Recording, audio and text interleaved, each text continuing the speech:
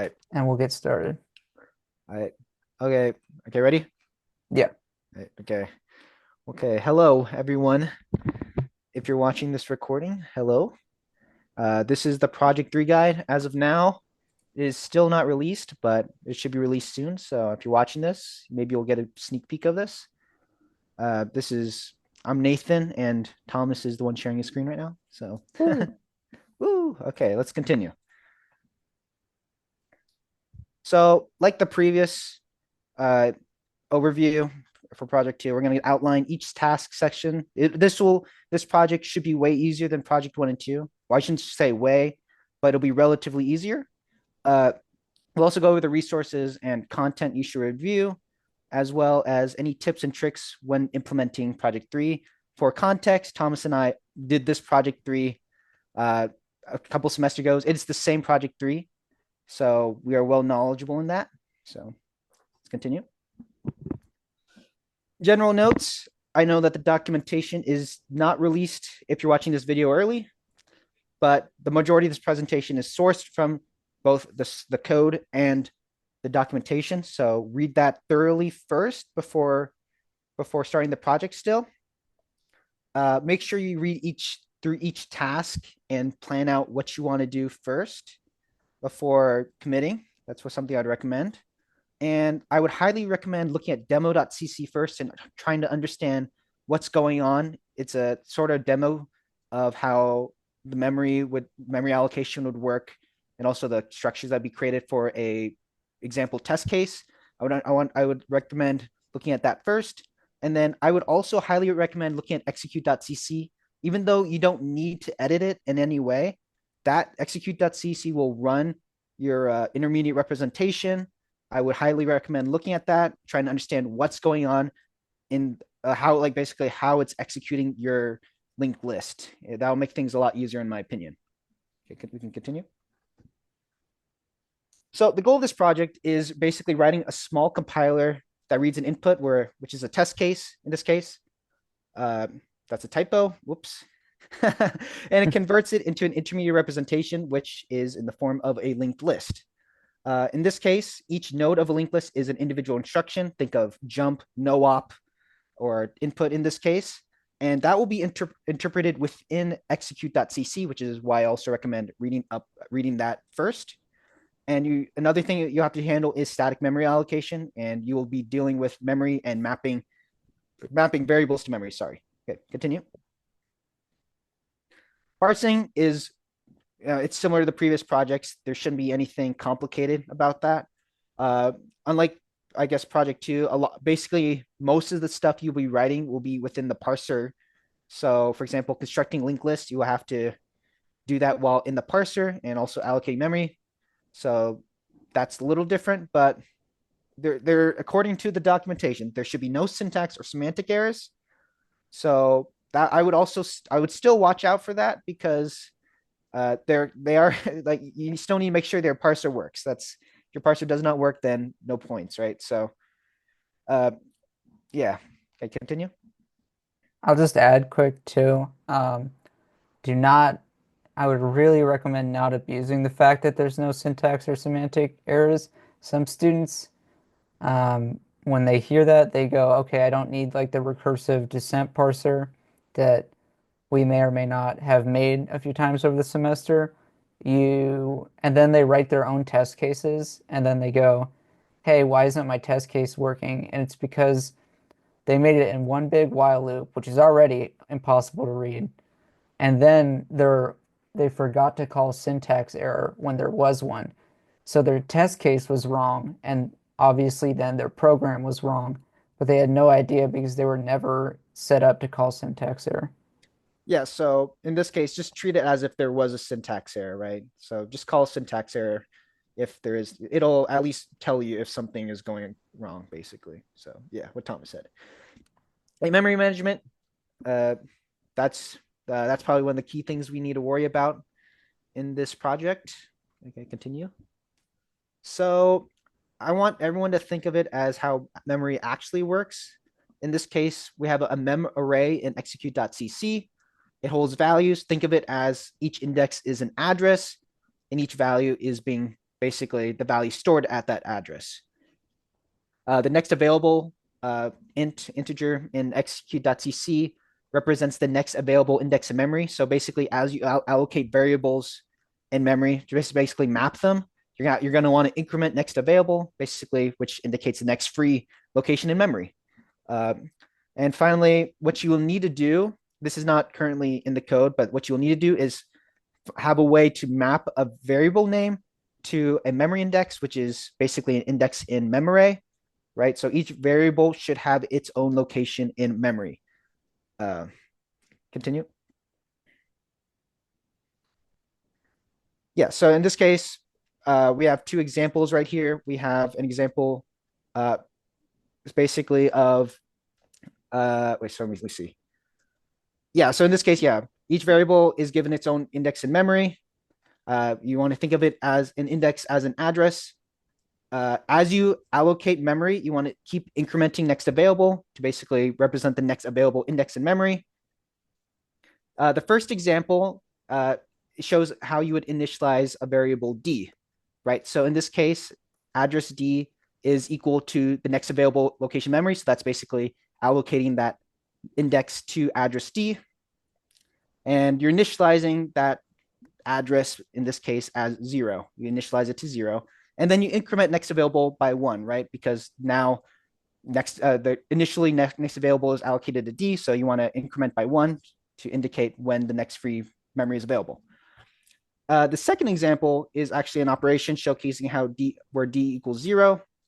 We'll go more into how the structures work, basically how the intermediate representation would work. This is kind of a little sneak peek of that. In this case, this is a example of instruction node where you assign d equals 0, right? So we have the type of an assign. The left-hand side index represents the left-hand side address, which is in this case the address of d, right, in memory. The operation is none because this is an assign. And then address 0 represents the location of 0 in memory. We'll get into that later. Literals like literals and constant values will have their own location in memory. You will need a reference because this is something reference for when you're creating these the intermediate representation. Okay, I think continue unless something else. Yeah, okay.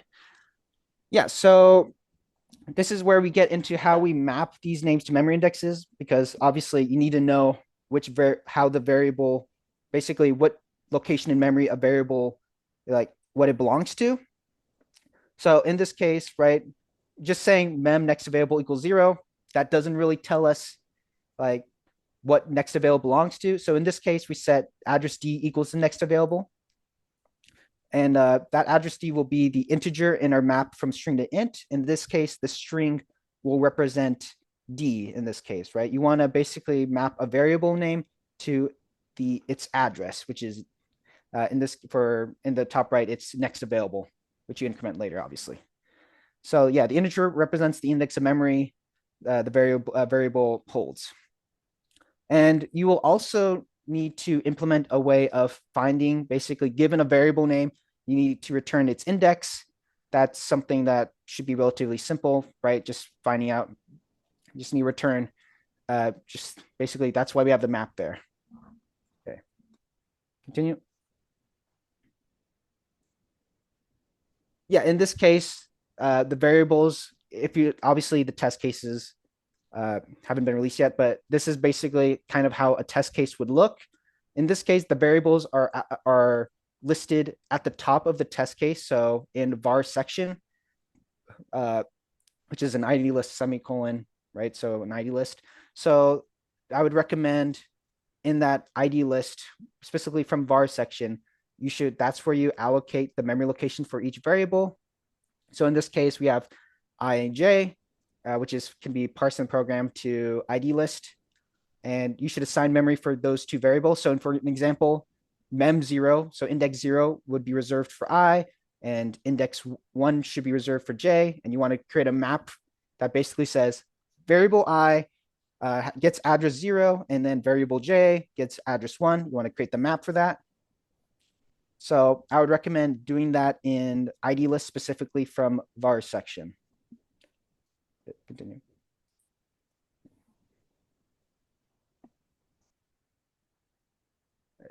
uh, yes, literals. As I mentioned before, literals and constants will need their own locations of memory, so not just variable names. So, for example, if we have x equals 500, you need to assign 500 in memory. The naming scheme for the map is up to you. You just need to find a way to basically say, hey, 500 is here in this memory location, right? So you want to do mem some index equals 500 so that when you're basically executing it, it knows like how do you it knows it has the constant 500.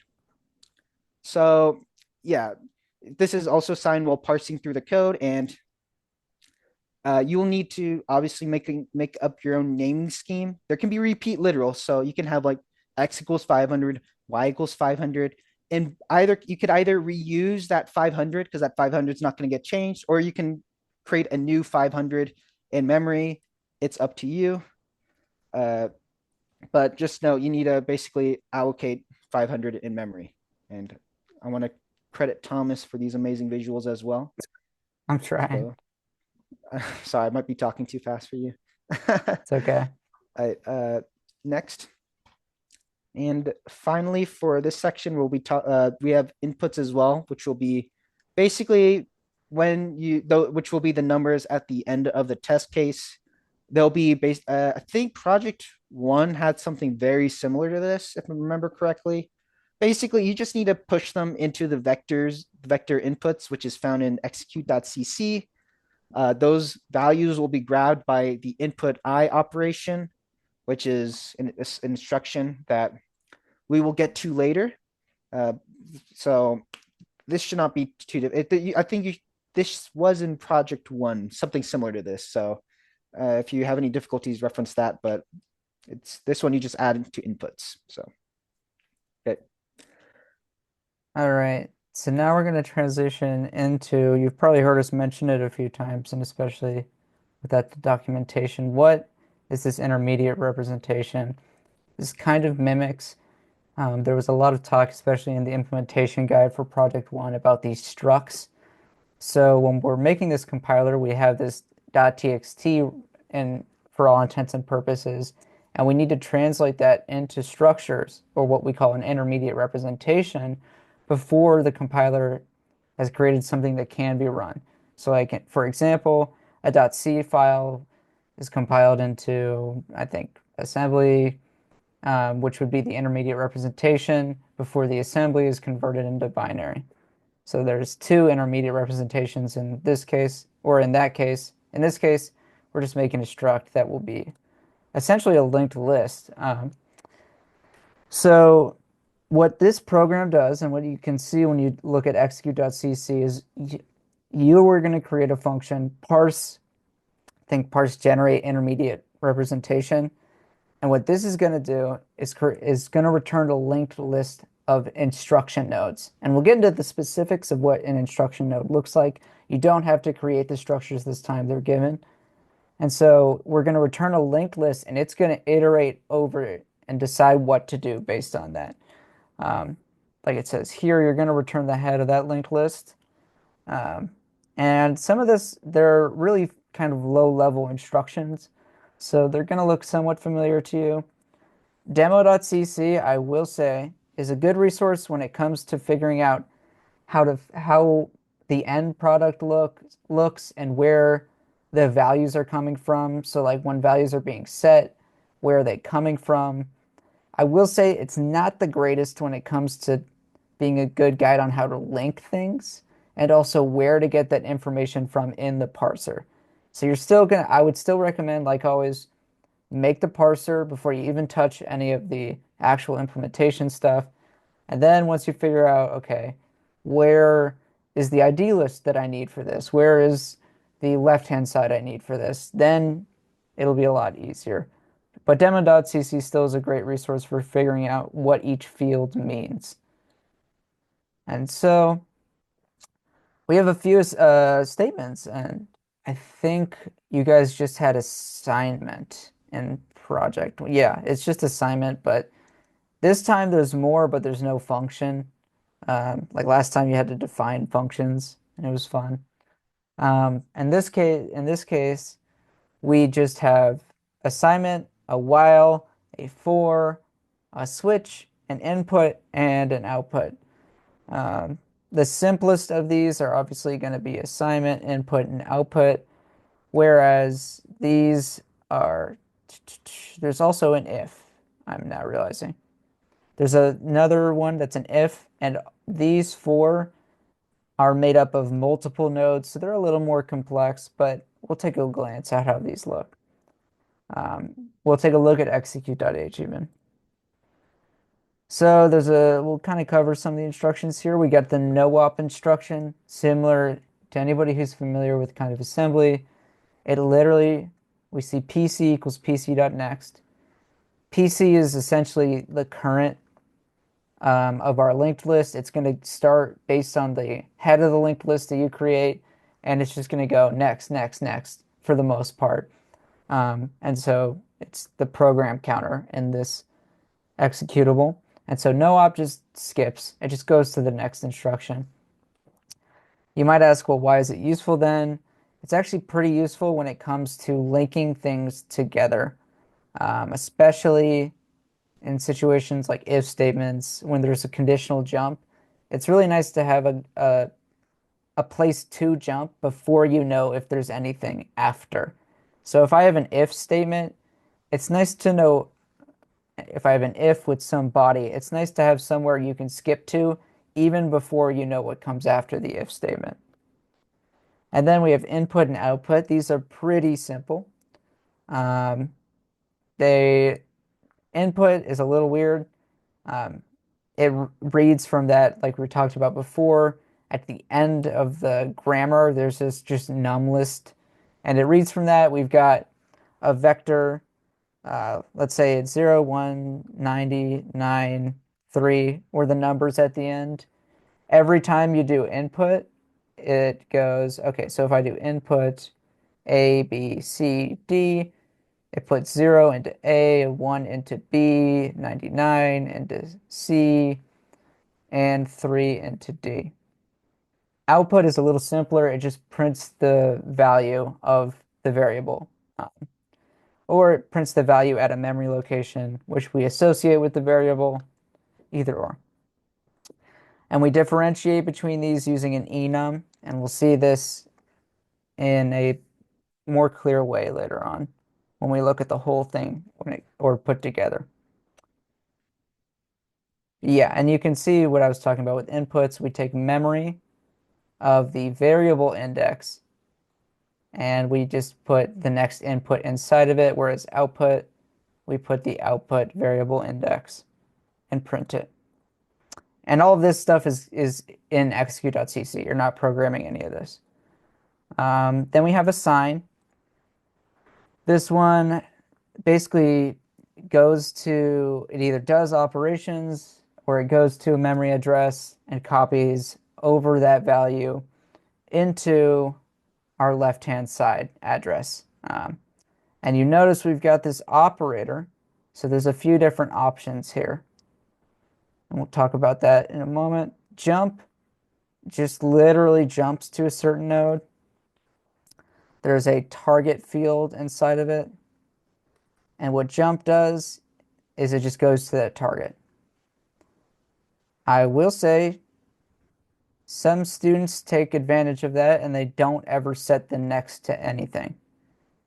This is not a great idea. You really want to consider, we'll discuss it in just a second, why skipping out on setting the next is not necessarily 100% the best idea. And then we have C jump, conditional jump. It tests a condition, and if it is true, it follows to the next node. If it is false, it goes to the target. And you'll see what I'm talking about with this next and target in just a second.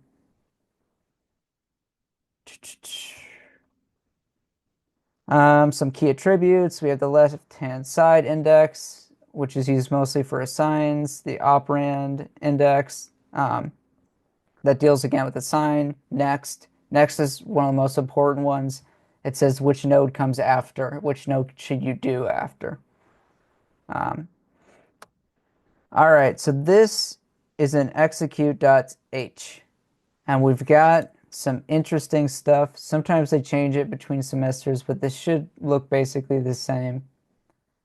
So notice we have this instruction type and this next. And then we have this big union block. So the question is, okay, this is a lot of C stuff. What's happening here? The way this is kind of what I like to call a C style polymorphism, where the type, if we look, the type is an instruction type. It tells us, okay, what instruction are we looking at? Is it a no-op? Is it an input, output, assign, C jump, jump? Every instruction node needs to have some way to determine what type it is. But it would be kind of a pain if we had to create a linked list that somehow had to account for the possibility of every single node. And so what we do is just create one unified instruction node and we figure out what fields to look at based on this type. And by what fields,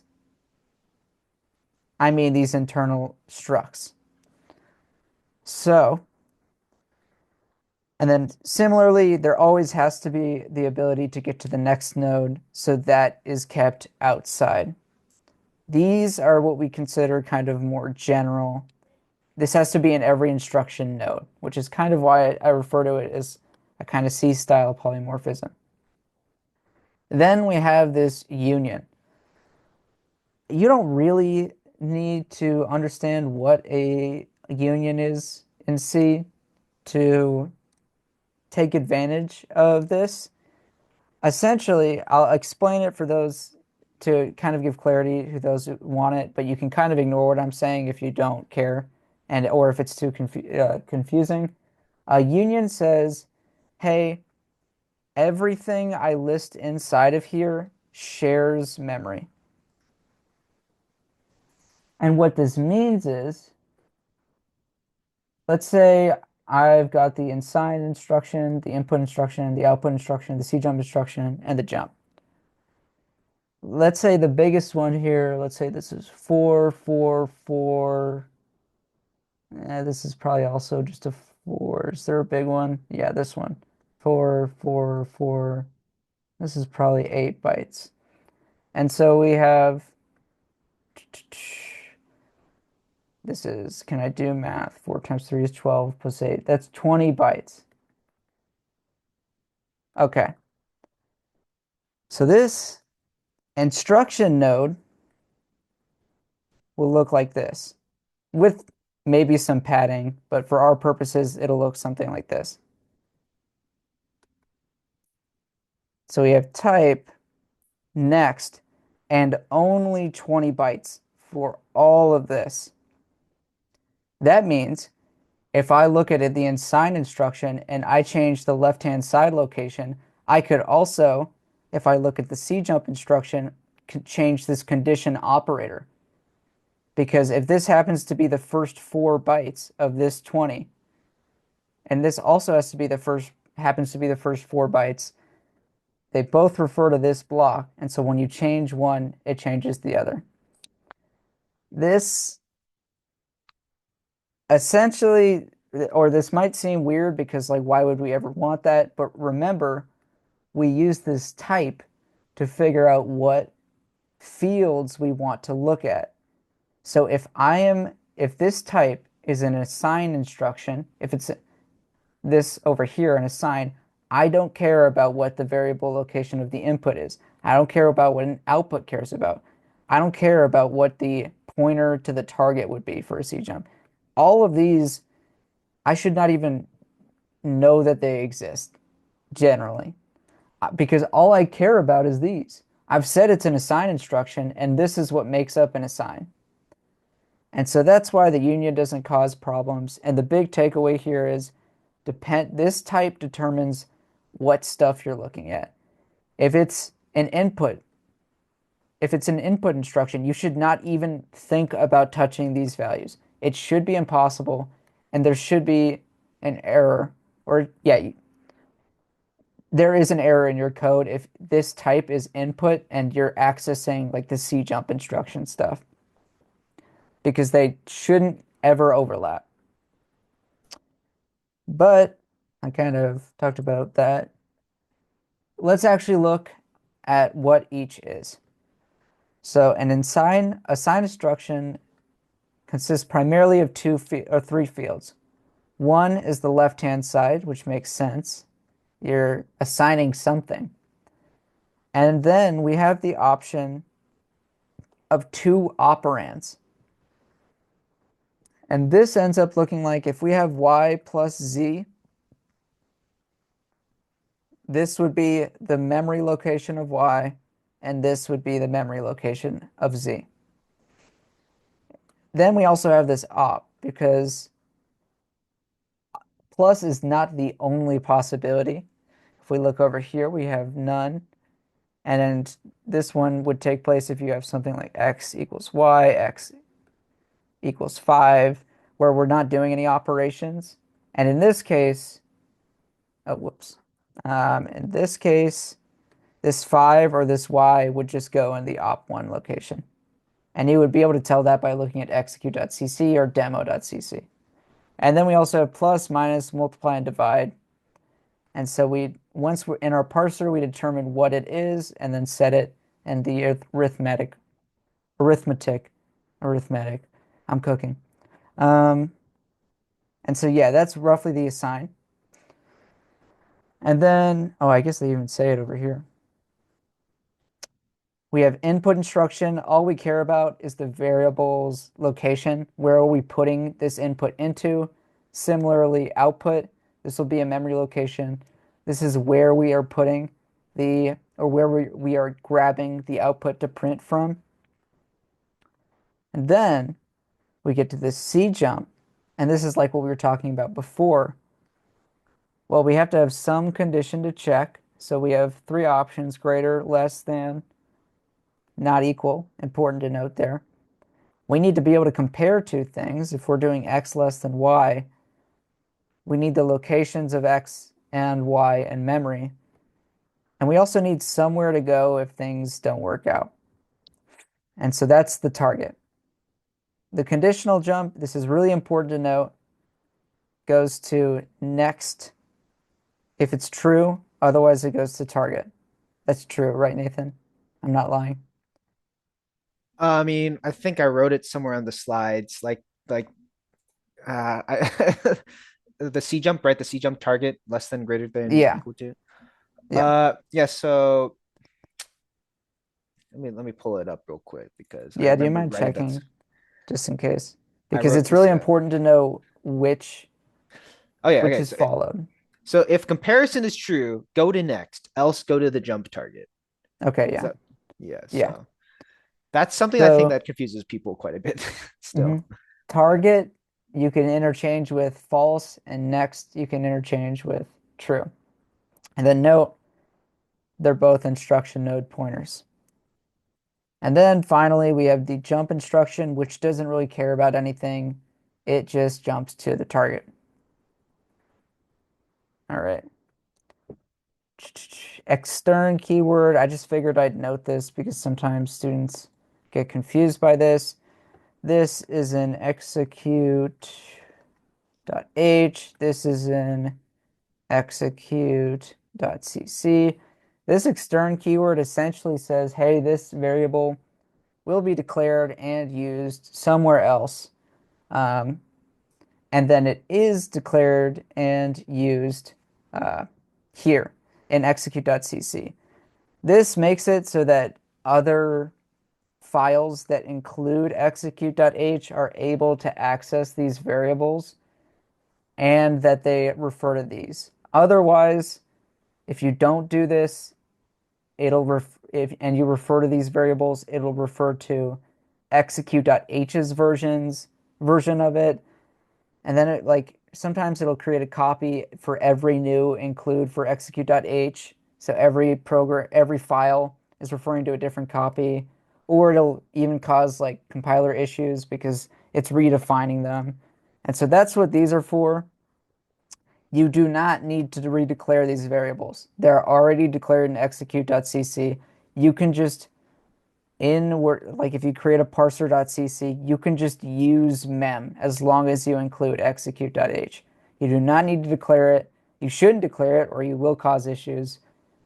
Don't declare these, is basically what I'm trying to say. Just use them. You can just use next available if you include execute.h. You can just use inputs. You can just use next input. Do not redeclare them, or else you're going to be confused why things aren't working. All right.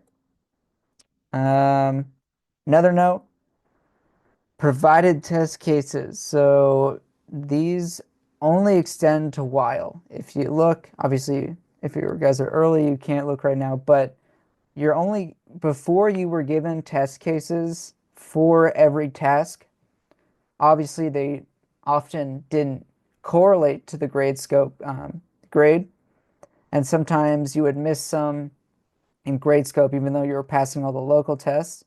Here, it's a step further. You're not given local test cases for loops, for switch statements, and I think that's it. So this is intentional. This is not a mistake. The goal here, like it was when you weren't given all test cases from Gradescope, is to emphasize the creation of your own test cases. It's always a good idea to try to make things overly complex, try to stress test certain edge cases. Usually you can figure it out by kind of tinkering around with different combinations. But yeah, this is intentionally left to you guys. Um, Now back to the actual tasks. Your your task with creating each type of node. Um, After you're done parsing, you need a good parser or else it will cause issues. I saw a little too many while loop parsers on the last project. So please avoid that if at all possible. Try to make this an actual recursive descent parser. Um, and so the recommended order I would say is input and output. And this is kind of implied within the documentation, but it's good to emphasize. Assign, if, while, and then these two you can kind of interchange. It depends on what you prefer, or if you're having trouble with one, maybe you switch to the other. The reason these are important though is because you need these to be able to start testing. Um, Almost every test case uses both input, or almost every test case, if not all, uses input, and they all have to use output. Otherwise, there's nothing to test because you aren't printing anything. So you need these to be done to even test anything. They'll also get you familiar with kind of creating a node. Um, Assign is just used in basically everything, so you kind of need it to start testing. And then the ordering here is because if statements lead into whiles, switch state or and whiles kind of lead into switch and for. Well, less so switch, but for you can kind of see how if we have an if statement, a while is basically an if with a jump at the end back to the beginning, and then a for is an if with a jump and an iterator back to the beginning. Um, let's see what I've got next. Switch case considerations. So switch cases, like I briefly mentioned, are probably the hardest. And one of the important things to note is that C jump nodes can only test, or yeah, conditional jump nodes can only test three conditions: less than, greater than, not equal. This is a very important to pay attention to because a switch statement is testing equality against a bunch of things. So you need to consider, remember, if I have a C jump, and let's say I have some case, well, I'll do like, we'll call this a case, and it's a body. And then anytime you see me write the word body in a box, it's just any number. So if we have an if statement in C, I don't need to know what this is. I can just say it's the body of the if statement, even if it's 6 lines, 0 or 1 line, 100. So that's, yeah, this can be any number of nodes. So if we think about it, if C jump is not equal, we have 2 pointers we need to deal with. We have target and we have next. And this is why it's important to know that target is false and next is true. Because what does not equal being true mean? Probably means it's not equal. What does not equal being false mean? It's kind of like saying it's not equal or it is equal. And so that should decide whether or not you're skipping it or if you're going to the body. So just something to keep in mind. Um, Linking nodes. Okay, so again, we're creating a linked list. And for some of them, like when you're creating an assign node, so we have assign. Oh, this is beautiful. Let's say I have input A, output A, and then let's say A equals 5. Well, in my parse, I think it's parse statement list,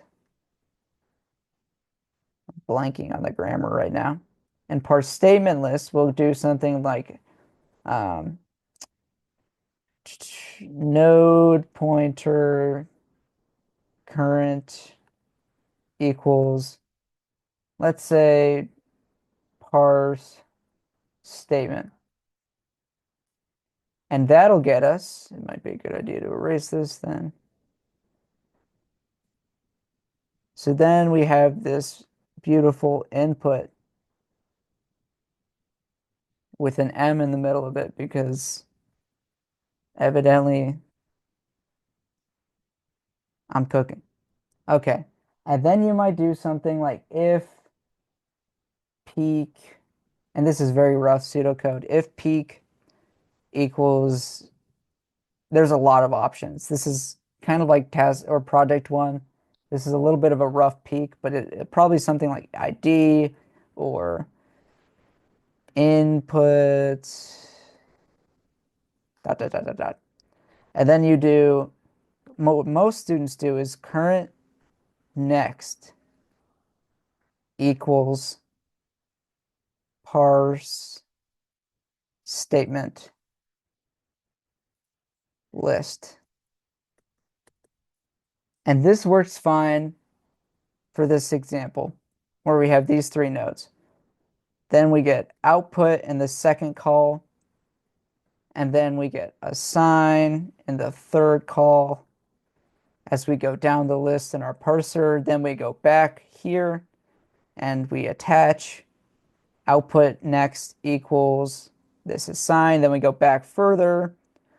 We attach this input to the output, and then we return this input at the end of what we're doing. And everything looks great. You'll run the test cases. It'll look fine. You'll be like, okay, that's cool. I'm ready and set to go. And then you get to something like this. Let's say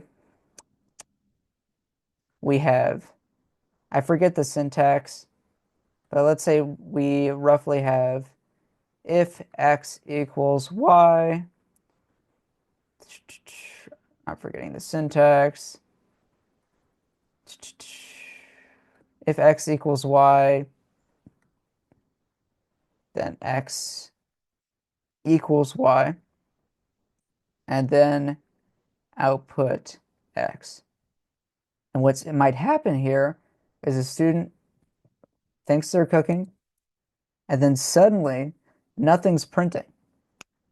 Even though they're just checked, their first 3 sets of test cases passed, their input, output, and assigned cases. So what's wrong here? Well, and this is kind of a sneak peek. if we look at what an if statement would be, well, if it's true, then we want to evaluate some body.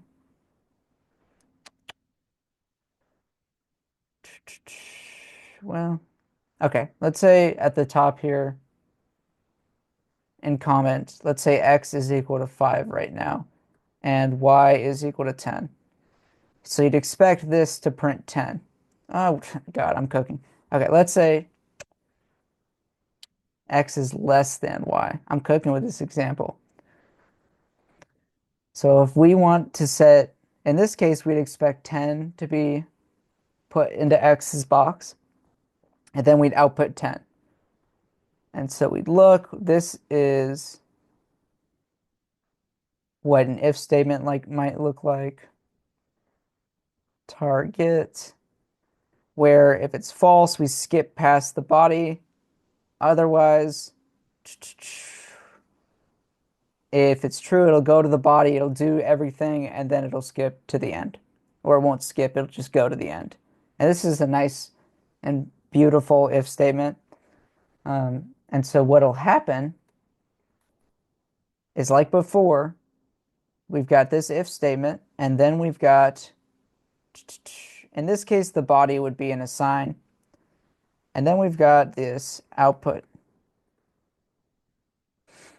And what they'll do is like before, they'll say, hey, I do current equals parse statement. This returns the beginning of the statement, so this C jump. And then they'll do dot dot dot current next equals output. Well, technically it would be, I guess I'll do it the right way-ish. Then it would be another parse statement. And what'll happen, what we want to happen is this. So that no matter what, if the C jump skips the body or if it goes into the body, it goes to this output afterwards because that's how we've programmed it. What's actually going to happen is because this current is currently set to this C jump, it's going to go, whoops.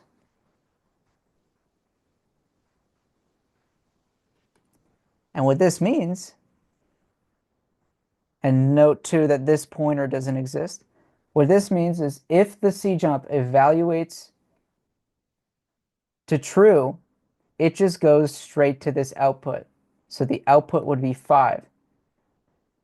If it evaluates to false, it just goes to this no op and the program stops because we didn't ever set the next to the no op. This is probably one of the two most common problems I see, and it extends everywhere. And so the takeaway from this is make sure you understand when you're dealing with a single node and when you're dealing with a list of nodes. Because if I'm dealing with an if statement, which may be something like, I don't know, it could be right now it's 3 nodes because this body will be a single assign. But let's say it's 300. I need to, I don't want to set the beginning of that to go to what I want to do after it. So I would have to iterate through current and I would want to do like a loop or something. There are better ways, but the easiest way is, well, current. You'll probably do the next does not equal null or something, and then you'll go to the end. You'll get here, and then you'll create the link. And that's really important too when you're dealing with the body, like I told you before, because you don't want to create an if statement that only does one node of the body and then accidentally skips to the no op. So just really keep in mind when you're dealing with a list and when you're dealing with a single node. This is the most, if I have to give you one takeaway here, always set next to null. Anytime you create a new instruction node, never, ever, ever, ever forget to set next to null. This could also double as always set default values. You should always set a default type. Like the instruction node should be given a default type maybe, but usually you're setting that almost immediately. Always set the values for the most part. I would argue you should always set default values before you do anything with the node. And this is because the number one most common issue is that a student has, let's say it's a single assign, let's say x equals 5. This should be really simple. What the student will do is something like node equals new instruction node. Then they'll do node type equals assign. And then they'll do some more. They'll set the left hand side, the op1, the op type, and they think they're sitting pretty and they return it. So return node. Then fast forward, the iterator goes, remember PC will become PC next. So we'll iterate to the next node. And then what it's going to do is if PC equals null, stop. The problem is because we didn't set the nodes next to a default value of null, it could randomly be something like 0x7, F, just some random value. And you might think, okay, well, that's bad. It'll cause a seg fault. But like, okay, yeah, it will cause a seg fault if you try to access it. But why doesn't this catch it? Well, because when it does in C, does PC equal null, or does a pointer equal null? All it's really doing is this, because null is just a pointer to the memory address 0, or it is the memory address 0, sorry. And so what it'll do is it'll get past this, it'll seg fault, and unless you use GDB, you'll be confused and you'll have to write a billion print statements when at the end of the day, the fix was literally just doing node next equals null. This literally, I want to say, is half of the issues I've seen. Is students spending days because they forgot to set next to null. All right, worst case debugging. And this is what to do if you forget and ignore my advice. I'm going to assume you're going to listen to this next part. So if something's going wrong and you can't tell what, there's a few options. One is that the top of execute.cc, as long as the file hasn't changed, you'll see this define debug set to 0. If you turn that to 1, it'll start printing some debug information. You can obviously add your own prints. Just remember, if you're gonna add prints, you have to either, I don't 100%, sometimes I've never really messed with it. I've heard if you print a standard error, it doesn't cause any issues. But the big thing is you cannot, I'm not sure if standard error will get away with it, but if you print a standard out, it's going to fail test cases. Um, and so you can either get rid of them or do a similar thing to what they're doing here, where at the top of your program, you define debug and you wrap all your prints in an if debug. And when you're ready to submit, you just set debug to false. This is when things are grimy and you truly don't know what's happening. You can do something in a similar debugger. This option is literally going step by step through each node and checking the values. And so to do this in GDB, you will start GDB. So, well, first of all, you have to compile with -g. So you would do g++ -g and whatever else you would do. Then you would do gdb./a.out or whatever you choose. And inside of GDB, You'd set a breakpoint probably around here. It's just a convenient spot because we have access to a completed, this program variable is the beginning of our linked list. You're going to do run. You're going to give it this kind of bracket or this less than symbol. You're going to give it the test case or the file path to the test case. And you can now step through literally each node. If it's a C jump, you can also step through the net or the target. And so you can see here when I ran this on my version of the project, you can see, okay, it's an assign, so I'm probably just going to be looking at this stuff. And you can see, okay, I have operator none. And look at that. I set a beautiful, well, that's not a great default value. Actually passed me 2 years ago me, this should probably be like a -1 because you want it to crash if you're accidentally using the wrong um, operand. But you can see I'm saying that something at memory 1 is going to be set to something at memory 3. And then I can go, okay, that looks right. Okay, let's try next. And you can keep going until you find where something looks up. This is really tedious. Um, and if you, there are probably easy alternatives, but I'm a GDB shill. So this is what you can do if things get really bad and you have a test case you know you're failing. I think that's it. So I guess we can move on to questions, or if Nathan, you want to add anything? No, I think you said everything perfectly. Not gonna lie. Okay. Any questions? Uh, no, I mean, I didn't think of using GDB. I usually use C-line. You can just get the file in there Yeah, as that well. I think VS Code it requires some tinkering. You can also use the VS Code debugger. I'm just Yeah, I just use GDB because I'm used to it. I'm Um, hardcore.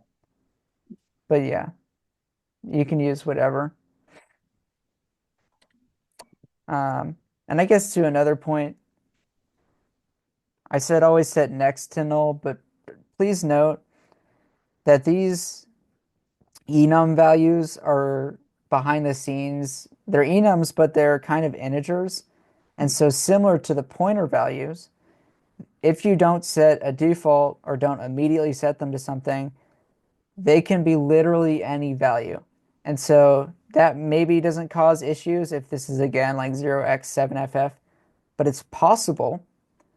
Let's say I forget to set it and I want it to be a plus, but because I forgot to set it, it's set to 0 randomly. And 0, we said in the enum definition, is equal to operator none. And this means even though your node might look right, because you forgot to set a default value, it's not going to crash, but you're going to see some adding operation that doesn't do anything because it's just going to copy the value of x. And so that's always set default values. Or yeah, always set values for every field that you should. Um, just set default values, even if you immediately change them. Just I've debugged too much code. That was the issue was literally that they forgot to set their values. All right, any other questions? I'm good. Thank you. Yeah. And then I should really have this remembered by now. So let's see. The tutoring center, I'm going to write this down, is at ECG104. This is a little bit difficult to find, but if over here is that like grape place, and this is like Wexler, it's a weird W. Then we have ECG, this building. This is I'm cooking. I'm cooking. ECG 104. It's kind of hard to find, but that's where it is. I am there on Tuesday Wednesday and Thursday. On Tuesday, it's 12:30 to 2:30. Same on Thursday. And then on Wednesday, it's 12:30 to 4:30. I don't know why I chose to write this out. And then Nathan, what are your hours again? Monday from 9 to 2:30, and Tuesdays 9 to 1.